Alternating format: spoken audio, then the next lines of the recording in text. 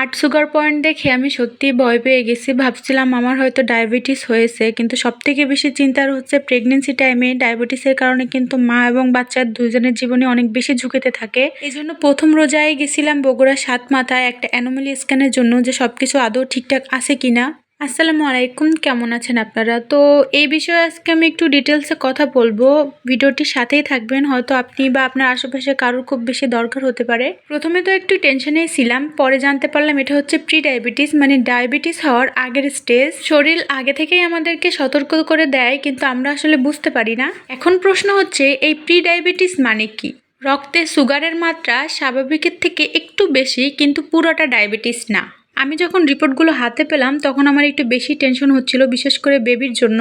কারণ গর্ভাবস্থায় sugar control রাখা খুবই বেশি গুরুত্বপূর্ণ। এটা যদি সঠিকভাবে কন্ট্রোলে রাখা না যায় তাহলে মায়ের অত্যাধিক ডায়াবেটিসের কারণে বাচ্চারও কিন্তু প্রিমেচুয়ার বা অন্যান্য নানা ধরনের অসুবিধা হওয়ার সম্ভাবনা থাকে। আমি তো প্রথম থেকেই ডাক্তারের চেক আপে ছিলাম, এজন্য আমার টেনশনের তেমন একটা কারণ নেই। আমি প্রথম থেকে খাবার দাবার একদমই কন্ট্রোলে রেখেছি। আর এই নিয়ম মোতাবেক চলার কারণেই কিন্তু আমার সুগার পয়েন্ট প্রত্যেক মাসে অনেকটাই নিচে নেমে আসছে। আমি তো প্রথম থেকে সিএমএইচ এর ডাক্তারদের চেক আপে আসি, তবে সেখানে অ্যানোমালি স্ক্যানের সুযোগ নাই, এটা বাহির থেকে করাতে হবে। এই সম্পর্কে তো হয়তো আমরা সবাই কম বেশি জানি। এর মাধ্যমে বাচ্চার কোনো সমস্যা থাকলে এটা আগেভাগেই জানা যায় এবং সেই মোতাবেক পদক্ষেপও নেওয়া যায়। এই জন্যই প্রথম রোজায় সাতমাথায় পপুলার ডায়াগনস্টিক সেন্টারে গেছিলাম। যদিও রেগুলার ফি 2800 টাকা বললো, তবে আমরা সিএমএস থেকে আসার জন্য কিছুটা ডিসকাউন্ট পেয়েছি, মানে 2000 প্লাস লাগছে। এখন বলি আমার রিপোর্টের কথা। আলহামদুলিল্লাহ, বিশ্বাস করেন আমি অনেক বেশি খুশি যে আমার এত অসুবিধা থাকার পরও আমার বাচ্চাটা হেলদি আছে, কোনো সমস্যা নেই তার। উল্টা আরও সপ্তাহ অনুযায়ী তার ওয়েটও একদম আলহামদুলিল্লাহ। আমি তো ভাবছিলাম যে আমার এত ডায়েটের জন্য হয়তো বাচ্চার ওয়েট অনেক বেশি কম আসবে, তবে না, এই বিষয়ে আমার টেনশনটা একদমই কমে গেছে এই স্ক্যানটার মাধ্যমে। এখন বলি আমার রেগুলার খাবার দাবারের কথা। মানে সকালে ঘুম থেকে উঠে তো শুধু পানি, আমার 3 থেকে 4 লিটার সর্বোচ্চ পানি খেতে হবে, মানে দিন রাত মিলে।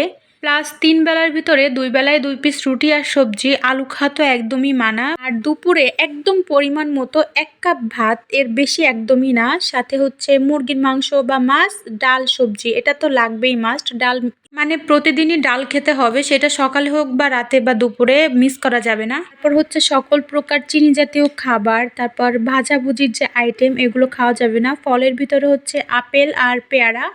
আর ক্ষুধা লাগলে বলছে বাদাম খাইতে, মানে সবসময় শুধু বাদামই খাবা আর তেমন কিছুই খেতে পারবো না, এরকম একটা অবস্থা।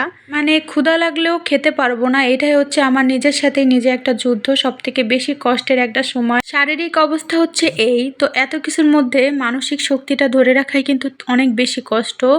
পাশাপাশি তো রান্না বান্না, একটা ছোট বাচ্চা, আমার তো আর বয়স তো 3 বছর প্লাস। ওকে দেখার, বাজার ঘাট সব কিছুই কিন্তু আমার একা করা লাগতেছে এই লাস্ট সময়ে এসে। প্রেগনেন্সির 2টা অধ্যায় পার করছি, লাস্ট অধ্যায়ে আছি, হয়তো আপনারা বুঝবেন আর কয়েকটা মাস, হয়তো ইনশাল্লাহ কোরবানির আগেই তাকে পেয়ে যাব। অত লেট হবে না আর কি, রোজার ঈদের পরে। তারপরে ঈদের আগে তো দ্বিতীয় বর্ষের রেজাল্ট তাবারক দিয়ে দিবে। এবার 3rd ইয়ারে আছি, 3rd ইয়ারের পড়াশোনা তো করতে হবে, সময় মতো পরীক্ষাও চলে আসবে। তো এই হচ্ছে আমার বর্তমান পরিস্থিতির 3 ভাগের 1 ভাগ। আর বাকিটা তো বললামই না, যেটা ক্যামেরার পিছনেই থেকে যায়। ওই যে একদিনের হসপিটালের জার্নিতে, মানে ওই সাতমাথা গেছি, ওখানে ছিলাম, বাসায় আসছি, এত তাড়না করে আমি 2 দিনে অসুস্থ, মানে পুরো বিছানা লাগা, উঠে মানে শুধু খাবারটা খাচ্ছি আবার ঘুমাচ্ছি, এরকম একটা অবস্থা। এত কিছুর মাঝে আবার ভিডিও শ্যুট করে সেটা আবার পেজে, ইউটিউবে, টিকটকে, ইনস্টাগ্রাম, কত কিছু, এত কিছুর ভিতরে আপলোড দিই। মানে কোন লেভেলের বেহাইয়া আমি! নিজের শরীরের অবস্থা এই, তারপর আবার এই সমস্তের জন্য করার সময় পাই, তখন আর অসুস্থ হই না আমি। আমার স্বামীর কথা আর কি। যাই হোক, এখন মূল কথা হচ্ছে বেবির পজিশন বা সবকিছুই ঠিকঠাক আছে আলহামদুলিল্লাহ, এখনো কোনো সমস্যা নাই, যার কারণে আমার সিজারিয়ান সেকশনে যাওয়া লাগে। ইনশাল্লাহ আর কয়টা মাস যদি এভাবে থাকতে পারি, কঠিন সময়টাও আমি পার করে আসতে পারবো। আমি মনে করি এরপর আমার কোনো কষ্ট নেই, আর কয়েকটা মাস। 4-5 দিন আগের ভিডিও আজকে শেয়ার করতেছি, দোয়া করবেন। যদি সুস্থ থাকি ইনশাল্লাহ আরও ভিডিও শেয়ার করার চেষ্টা করব।